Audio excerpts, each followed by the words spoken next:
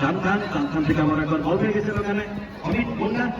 তবে অমিত মুন্ডা এবং গাজীপুর দূরবন্দিতে যে জিত করে তাহলে অবশ্যই বেঙ্গল টাইগার্সটা কিন্তু ভালো জায়গায় থাকবে।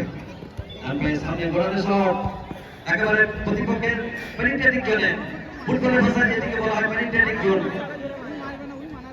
এখানে একক প্রচেষ্টায় আবারও ঢুকে যাওয়ার চেষ্টা করছিলেন, কিন্তু একক প্রচেষ্টায় একটু আগে আমি বলছিলাম একক প্রচেষ্টা না করে দলগতভাবে খেলতে হবে।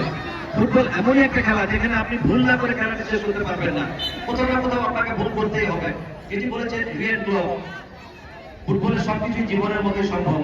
আপনাকে দেখতে হবে, সামনে এগিয়ে যেতে হবে, জায়গা খুঁজে বের করতে হবে, প্রতিটি প্লেয়ারকে সাহায্য করতে হবে। এখানে সেটি কিন্তু হচ্ছে না।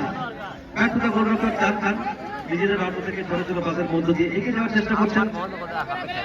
নবজাতক ঘরে মতি মান্ডি সামনে বাড়ালেন, ব্যাটটা আবার একবার মতি ডান পাশে সামনে প্রতিপক্ষের জন্য হেড এয়ার বল, সেখান থেকে পাল্টা কাউন্টার অ্যাটাকে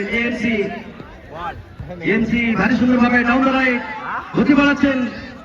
তবে এখানে থেকে সময় মতো বাধা দিচ্ছেন ওখানে জার্সি নাম্বার 11, যার কথা বলছিলাম কার্তিক মুর্মু।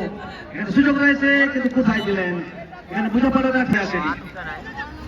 এবার দেখুন আবার একবার ছোট্ট